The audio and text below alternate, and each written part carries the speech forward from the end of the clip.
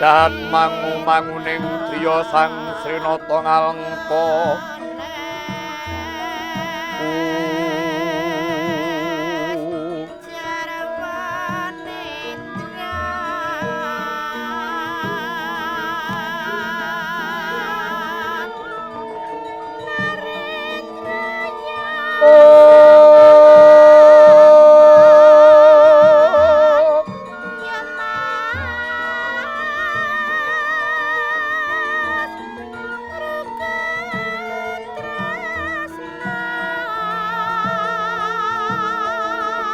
Pola soring jurit lumawan prakapibo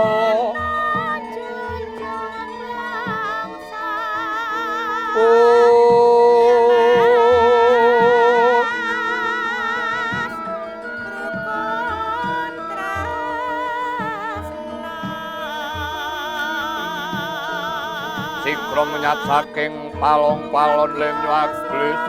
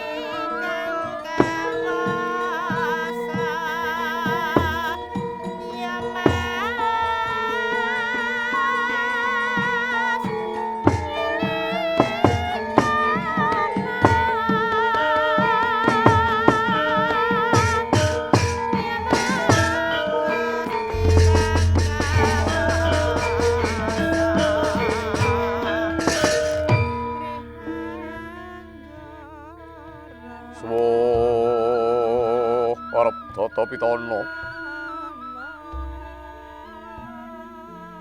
anenggih nagri pundita punika ingkang minangka purwakaning kandha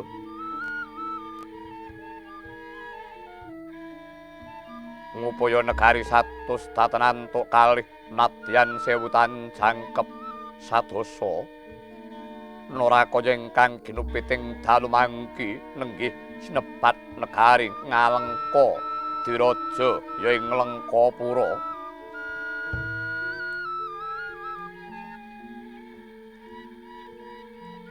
apa ta marmane nagri ngalengka kinarya pambukaning carita labet nalika semana nedheng dadya ajanging perang ageng ingkang sinebat Baratayuda sari kudhup Palwaga yaiku peranging wadya wanara balaning Sri Rama Wijaya mengsah tanding kelayan para raseksa gegamaning Yaksendra ngalengka Sri Rahwana-raja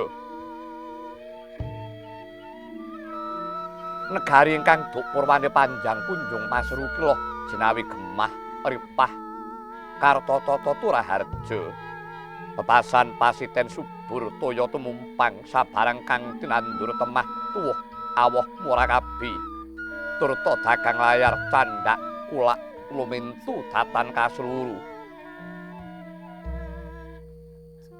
kuncaraning praja dadya tembang kidunging bangsa Sabawana bebasan gedhe obore padhang jagate dhuwur kukuse tur jero tancepi nanging wekdal mangke sirna tata tentreming praja labet ketrajang perang ageng gegempuran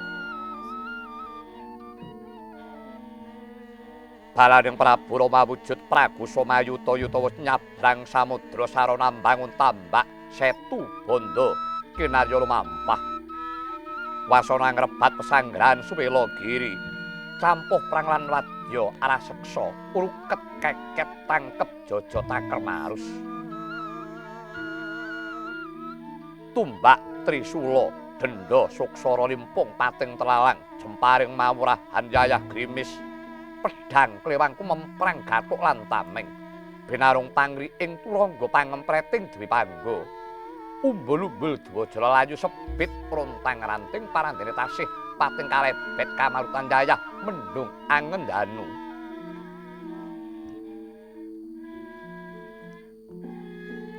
Para kawula samya bingung liwung wayang wewuyungan arareyongan sagung pawestri anggendhong anak lumajar ngungsi gesang.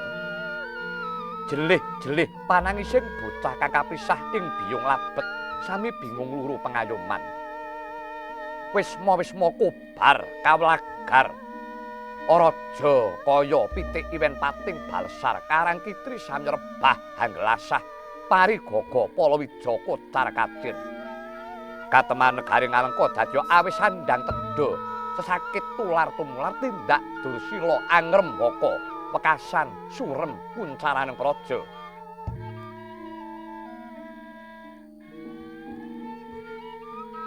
Apa to marmane mangkono labet sang nata ing alengka Prabu Rahwana Prabu Dasamuka anggung angumbar hartaning angkara.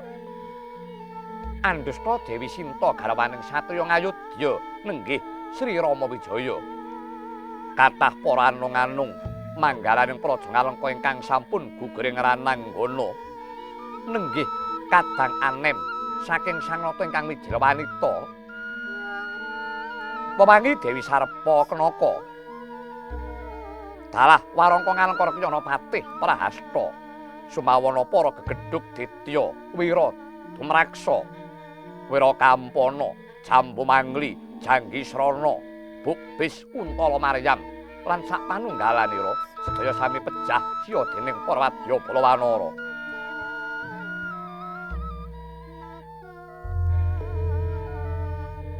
Wauta kaya mangkono nujuri sajukuwan jenjinge sang nata kepareng miya sinewaka wonten setinggil Benaturata lenggahing dampar kencana linimekan kasur babut permadani sinari sari Gandawida cepat kasturi.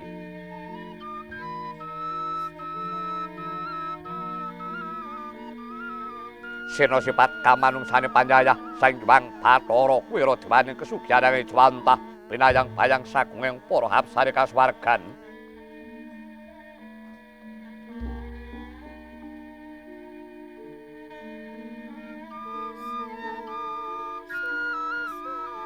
Narka semana sinten ingkang nembe prapta kajawi ingkang rayi satriya panglebur gangsa Raden Harya Kumbakarna ingkang rikala semana tapa sare wonten sukuning Gunung Gohkarna.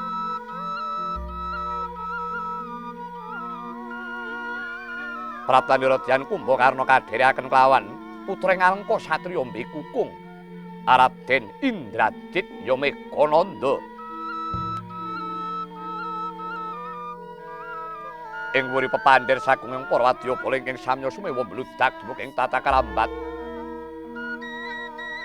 Jejel riyel rapet pipit tumpang dengkul lenggahe datan posla labet saking kengkang samya Mamara Seba.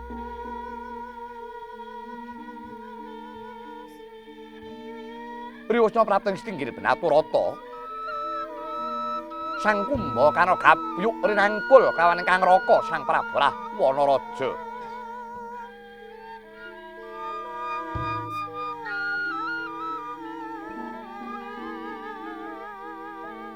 Riwasna mangkono sigra ingatan lenggah.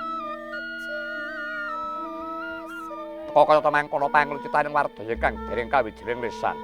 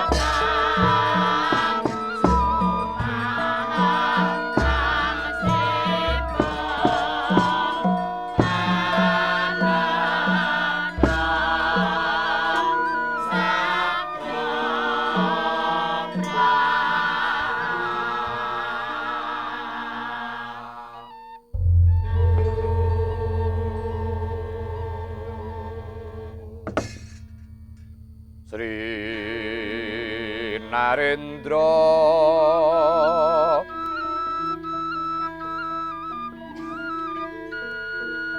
miyosaken puri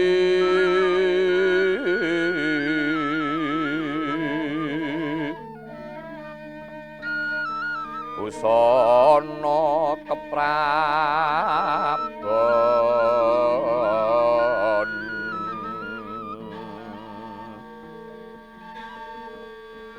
Sri Narendra miyosaken puri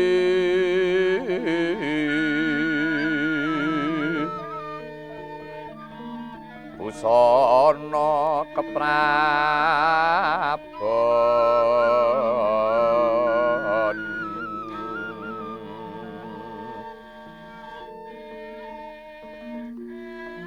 kinarabak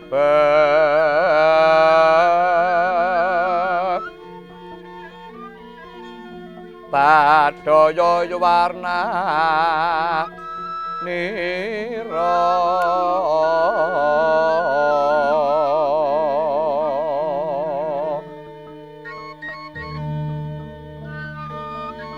sang nata mawingit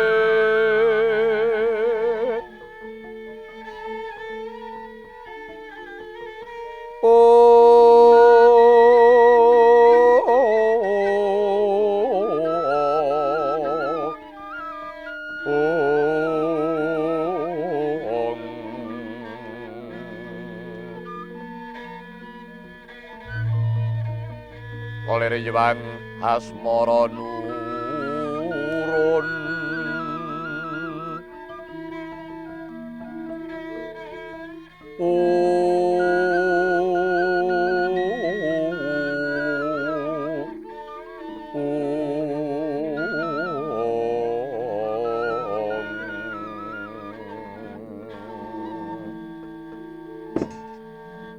Jwang Candra Purnama Siti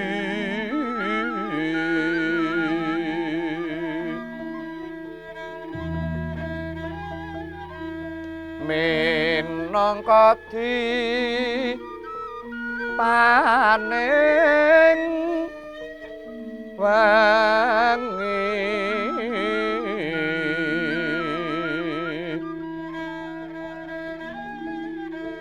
lintang araras umanyar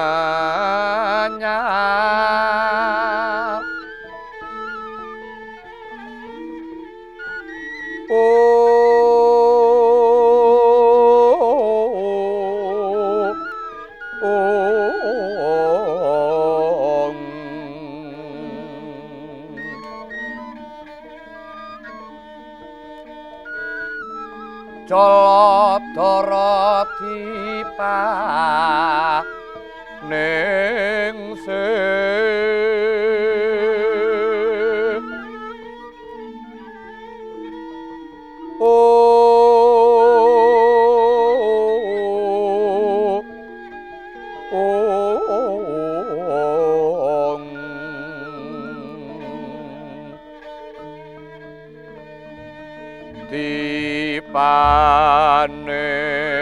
dipaningsih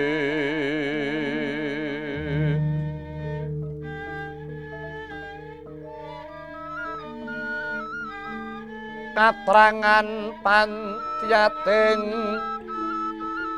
kilat ratit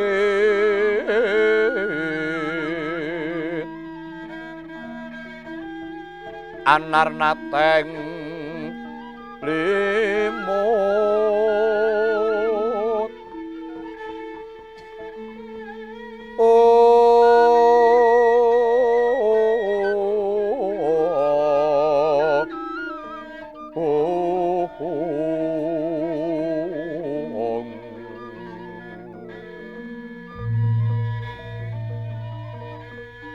iris handulur lan ngimur.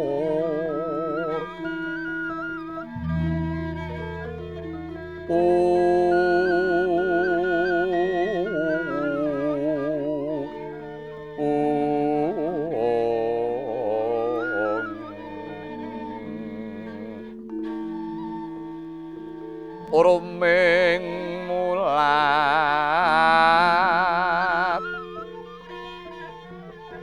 uruming mulat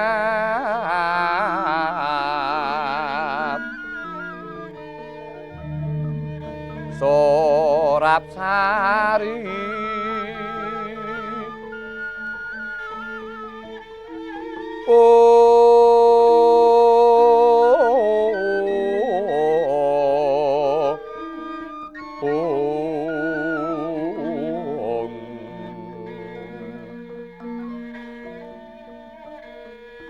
Uruming mulat Surapsari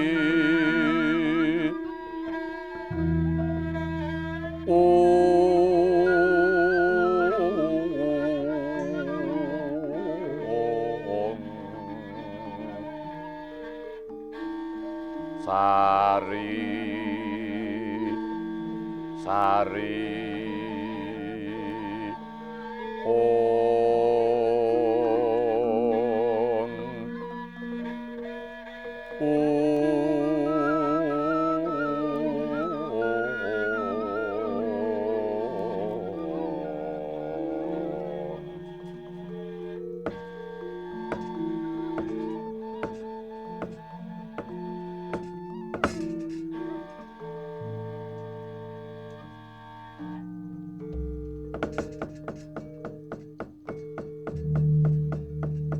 sampun miyos Jeng Sri Narapati saking Drokadaton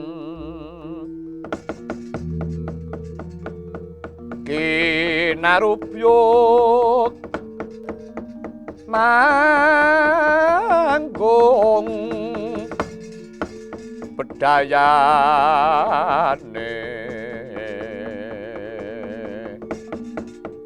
samya ngampil upacareng ngadi banyak sawung galing kencana ngenguwung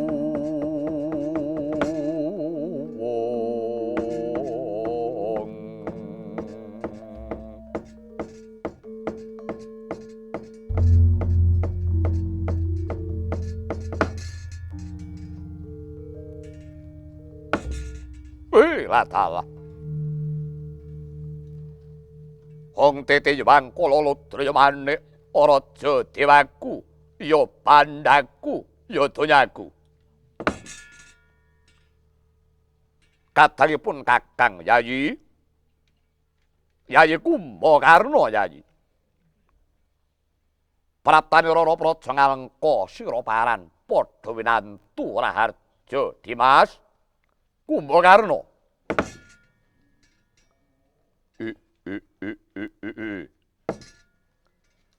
Kanjeng Koko Prabu iya kasembuh berkah pangestumu Kanjeng Koko Prabu Raharja tekakunir ing sambikala ora liwat aku ngaturake bektiku tampanana Koko Prabu ladala adikku iya Kumbakarna panget panerimanipun Kakang dene siadi ngaturake pangabekti. Ora liwat pudiastutinipun Kakang tumuli tampanana Kumbakarna. Paring pangestuning Kakang Prabu. Tak tampani tangan kutengen tak pundi dadya jayaji kawijayan. Kumbakarna. Iya, Yayi. Bombong tiaseng pun Kakang tanpa upama, Yayi. Sakwise si Adiprapta ana praja ngalengka. Bombong birawaning tyasing pun Kakang kaya karawan Jawata Suralaya kang matedhake nugraha. Koko Prabu, iya. Kumbakarna. Dina iki bombonging pun Kakang tanpa pindhan. Lire. Pun Kakang ngelingi yen to sedulurku lanang mung kari siji kowe. Jadi mongko pirang-pirang sasi siadi tapa sare tanpa nglilir babar pisan. Dumadaan wektu iki, Yayi Kumbakarna wis mudhar saka nggonmu tapa banjur tumuli gelem ngadhep marang pun Kakang. Waduh, Di, lega banget penggalihing pun Kakang, Yayi. Koko Prabu, piye, Yayi? Sejatine aku iki mau durung wancine mudhar samadhi, nanging marga digugah srana peksa dening anak Mundrajit, mulaku banjur tangi gragapan. Bareng anakmu tak takoni banjur matur yen mbok kongkon nimbali aku supaya sowan mrene. Gandeng saiki aku wis tekan kene, Koko Prabu, mula tumuli prasaja Kakang, apa kang dadi kersamu nimbali karo aku? Anjrang kang Puspitarum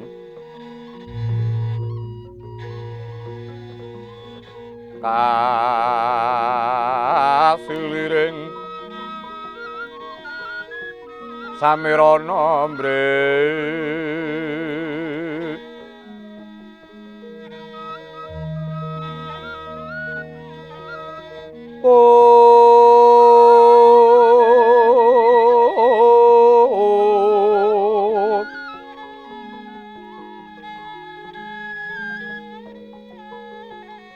sekarakatun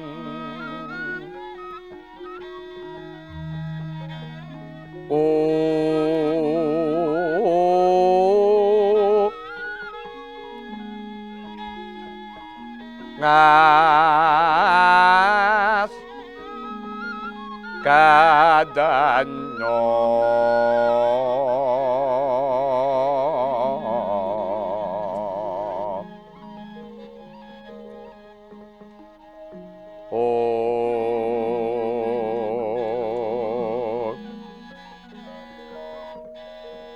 maweraras ornaning driya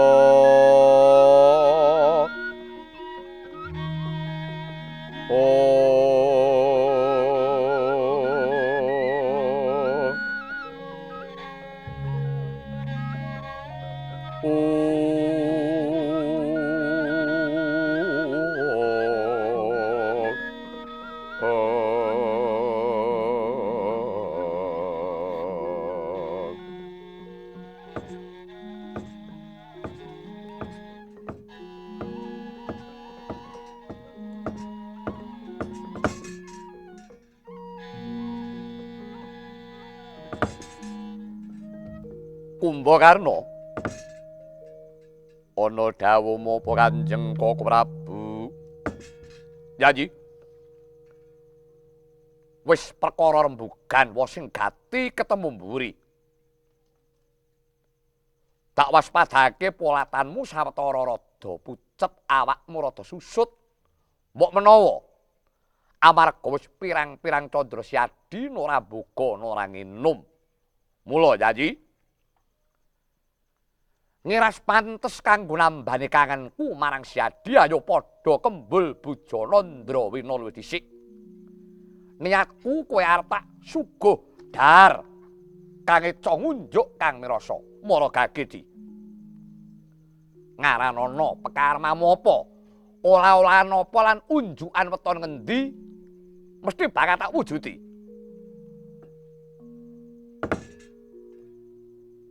Koko Prabu, apa Yayi?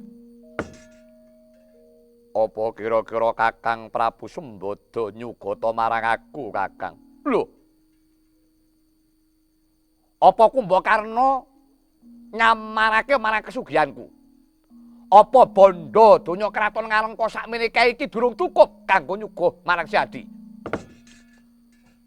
Dudu paperkara kesugihan sing tak takokake, Kakang, nanging niatmu kang mangkono mau tukul saka ati Kang Sembada apa kecampuran pamrih? Tegese piye? Kang sepisan, kowe bakal nyugata marang aku mangkono mau apa wis tok lambari ati kang ikhlas lahir batin. Lho, kepiye to Kumbakarna? Ikhlas ikhlas lahir terus yang batin. Iya, syukur Kakang. Dene kang kapindhone kowe nyeneng atiku kanthi ngajak Bujana Ndrawina mangkono mau. Bener-bener wujud katresnaning sedulur tuwa marang Kadang Nom apa margana pamrih liya. Kumbakarna, Dasamuka kuwi sawijining wong kang tansah netepi unen-unen, rame ing gawe sepi ing pamrih. Upama aku duwe pamrih marang Si Adi tak pamrih apamu? Upama kesugihan, kowe ora sugih. Upama bab kadigdayan, aku luwih digdaya tinimbang Kumbakarna. Tak pamrih apamu? Iya. Syukur Kakang yen pancen mengkono.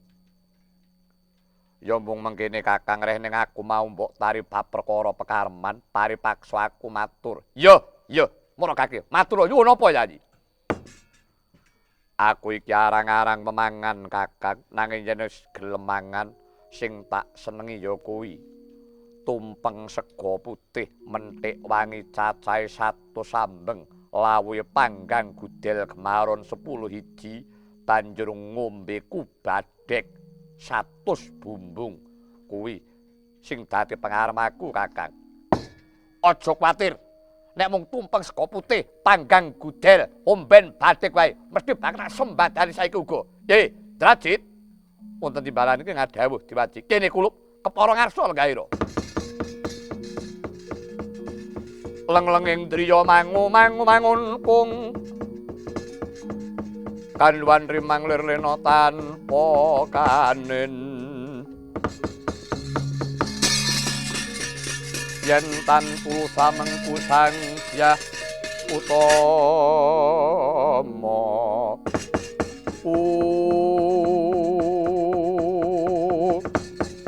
wonten timbalan iki ngadhawuh diwaji kulup gelis metu njaba siagak napa ndutare pamanmu ya Kumbakarna iki iki lan aja lali unjukan pekarman sarta inuman waragang sing disumet murup. Kuwi kelangan aku, Jit. Niki dados dikongestaken dawuh Kanjeng Rama kepareng amit madal pasilan diwaji.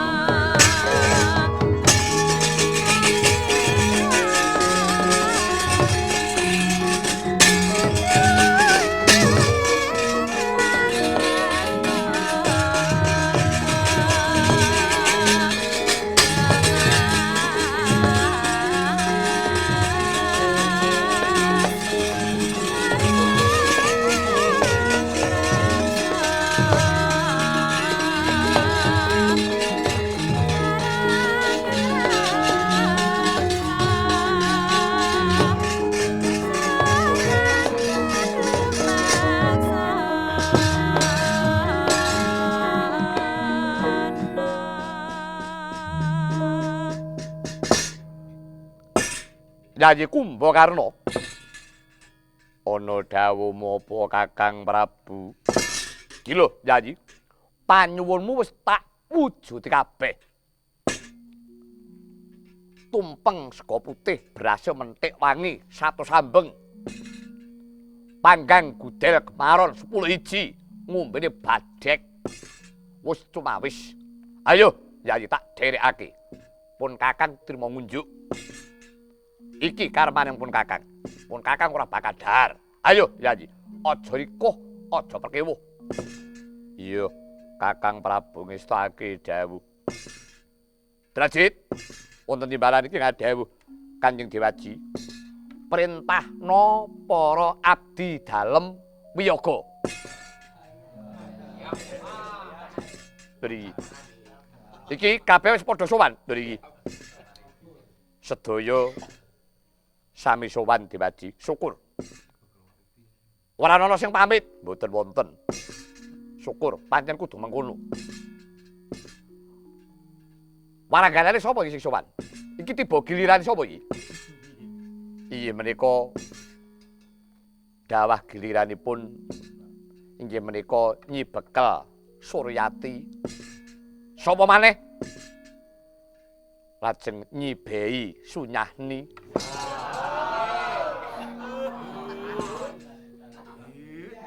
Sapa maneh? Lajeng Nyi Bekel Sri Mulyati. Wah. Toblas. Telu, nggih. Menika ingkang kepareng sowan wonten 3. Syukur. Perintahna salah siji nggih. Nggih. Kanggo barengi nggone dahar paman Kumbakarna ben saya seger. Dari aku kepengin ngrungokake Sinom Parijata. Nggih. Sinom Parijata. Ya, ning diwiwiti saka uler kambang. Lho. Lah kok bawanipun kok mawi uler kambang. Hus. Ratu kok wangsuli.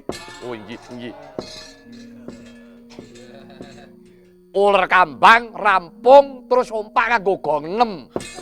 Terus mandek sinom goblok. Iki. Loh, sing luwes wae, Jet. Iki.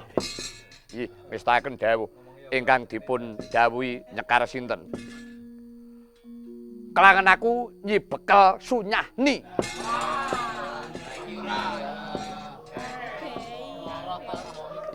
Nyi Bekel Sunyahni. Iya.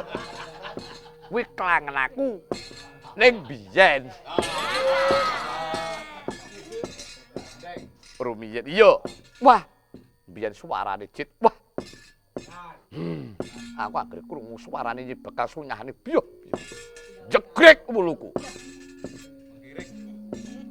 Cengkoke kenes tregel. Ndudut ati. Iki dudut sanes-sanesipun menapa? Ora kaki. Perintah Raden. Nggih, ngestaken dawuh. Monggo. Nyi Bekel Sunyahni kepareng kula aturi ngrengeng-ngrengengaken jineman uler kambang rumiyin mangke telas-telasanipun dawah gong 6 lajeng mandheg mawi Sinom Parijata. Mekaten keparingipun Kanjeng Dewaji. Monggo.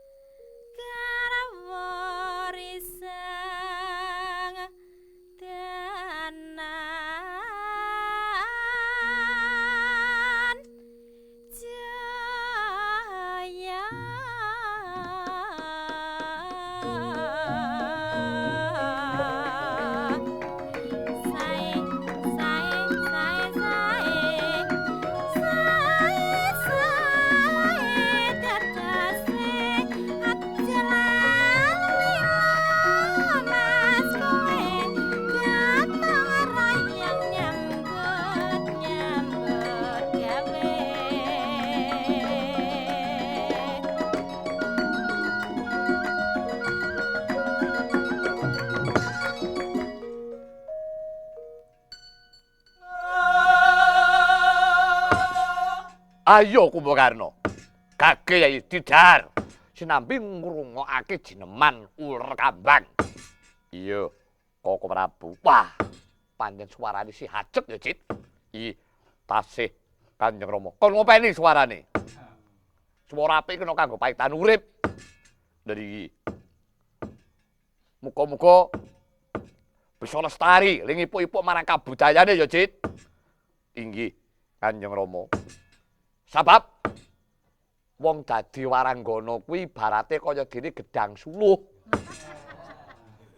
Kok ngaten? Iya. Sisip sembire akeh codot sing nglinteri. Ning padatan dadi codot sok kancane dhewe.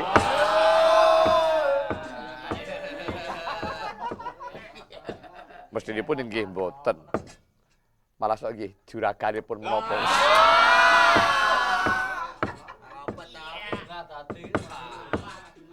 Kon batutke, Cit. Mriki.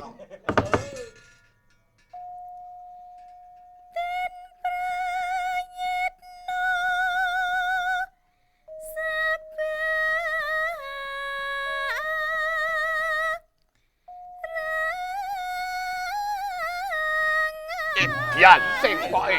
Wah. Idian. Iya.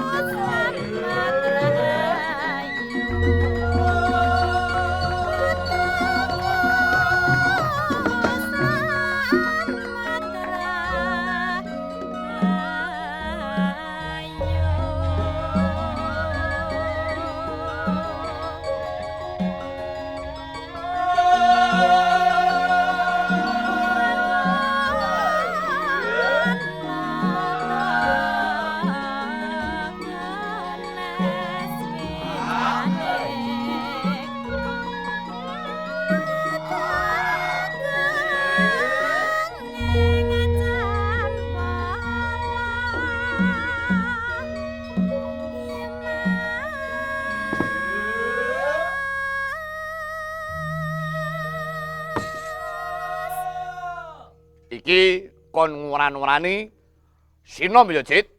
Dari ning aku njaluk cakepane sing bangsa asmara, sing bangsa gandrung-gandrungan. Kelingan jaman aku gandrung karo ibu merkean para Sinta biyen.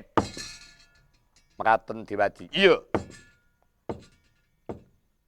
Coba kaya ngopo kon wiwiti, Cit. Dari iki Diwaji.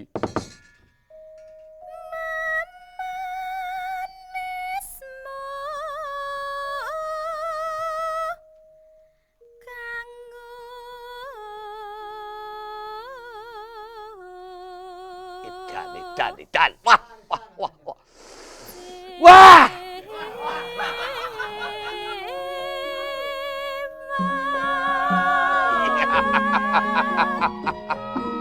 Oh, nah nih sudah nih.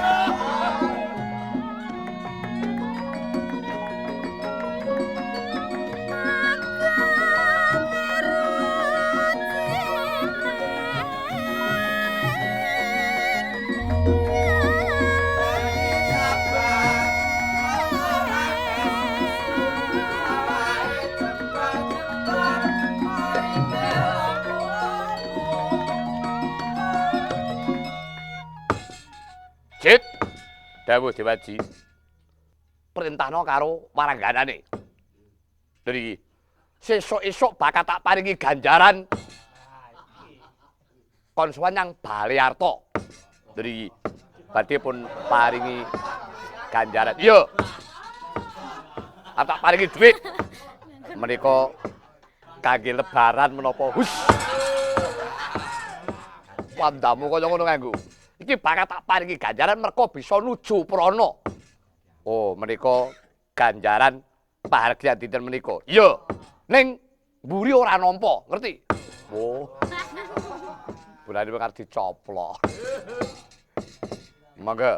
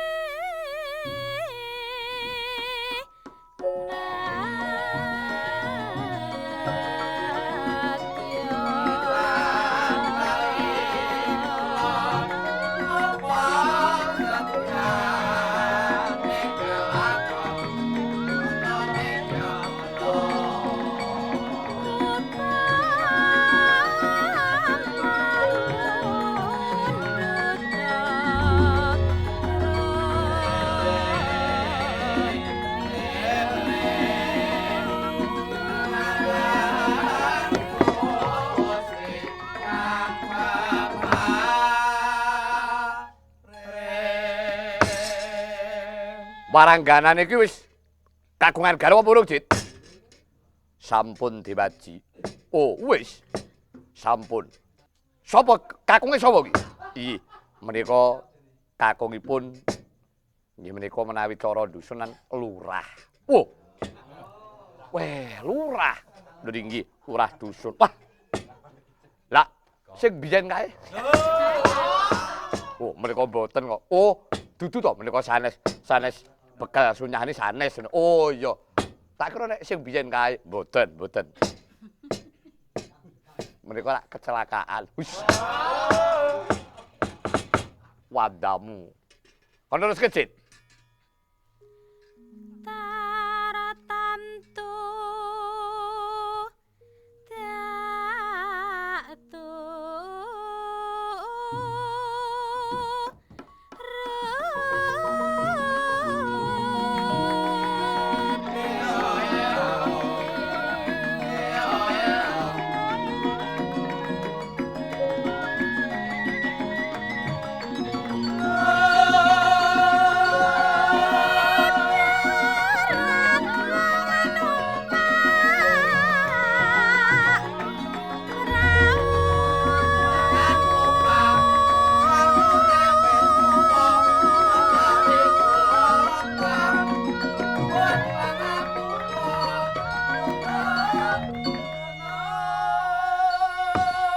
Ayo Kumbakarna, aja disawang Yayi. Ayo didhahar, iki pancen kanggo si Adi. Iya, Kakang Prabu. Pun Kakang mung trimo ngunjuk wae. Jit. Pundhutnya meneh, Jit. Kirang diwaji kurang.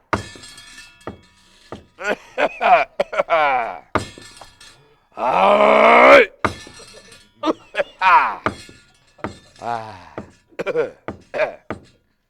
Toplas. Seger rasane yang awak. Ayo Kumbakarna. Ora gage Yayi.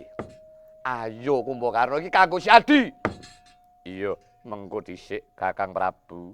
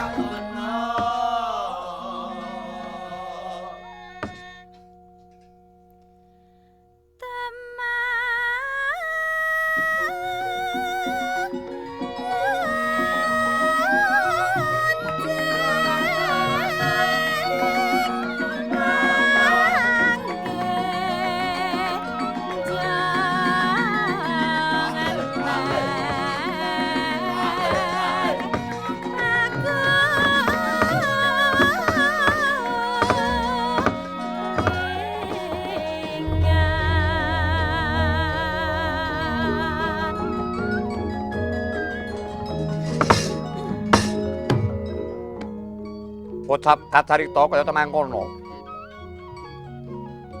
Nalika semana Dyan Kumbakarna sigra triwikrama angambakaken tutuk ngekaraken padaran. Tumpeng sega putih beras pentik pangis 100 sambeng. Panggang gudel gemaron 10 iji miwah badhek 100 bumbung. Kasrot sepisan dada padha sakala kagiat kang samyamulan.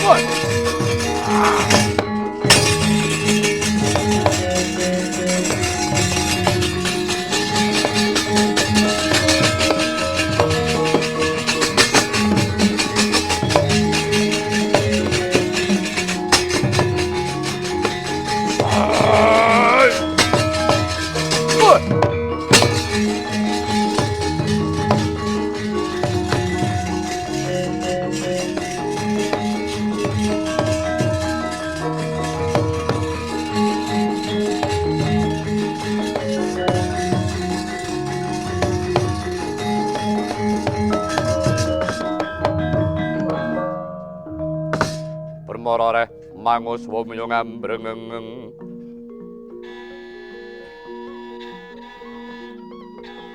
Kati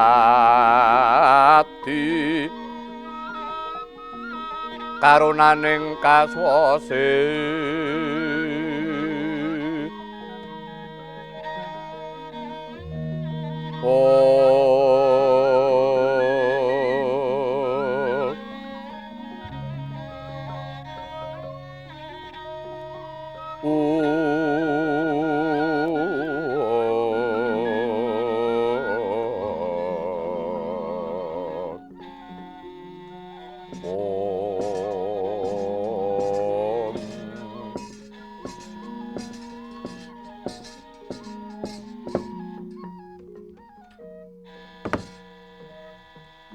Yayi Kumbakarna ana dawuh mapa Kakang Prabu? Sakwise siadi dhahar lan ngunjuk sariramu katon seger pulih bebayu anggamu. Samengko pun Kakang bakal miwiti rembug gati ning kasapa ta sababe siadi tak timbali marang Praja Kalengka. Iya, Kakang Prabu. Tak mirengake dawuhmu Kakang. Yayi. Senadyan to Ratu Ngalengka kuwi Prabu Rahwana. Senadyan pangwasa tunggal kuwi ana tanganku nanging pun Kakang ora mendem pangwasa. Rahwana ora lali Purwadaksina. Aku isih eling yen negara Ngalengka iki bumi pusaka tilarane swargi Kanjeng Hyang Prabu Sumali. Mongko Kumbakarna. Wayah saka Kanjeng Hyang kang isih ngadeg jejeg ana ing bumi Ngalengka kene mung kari loro, yaiku pun Kakang lawan Siadi. Iya bener. Kang dadi pangandikamu Kakang. Mula Yayi. Saka pangrasaku tentrem lan orane negara Ngalengka iki ora mung dadi tanggung jawabku dhewe. Nanging nadyan to Yayi Kumbakarna uga duwe kewajiban urmeksa karaharjaning bumi kalairan iki. Bener Kakang. Nganti tuntasing umurku aku ora bakal selak ing kewajiban ala becik ing Praja Ngalengka iki. Aku melu tanggung jawab. Ya mung tanggung jawab sing endi kang kok karepake Kakang. Bumi wutah getihmu, ibu pertiwi tanah kelairamu, Ngalengka Draja iki diobrak-abrik dening mungsuh. Bangsa Lengkapura kalebu kawulamu kang ora dosa ora perkara tanpa wilangan.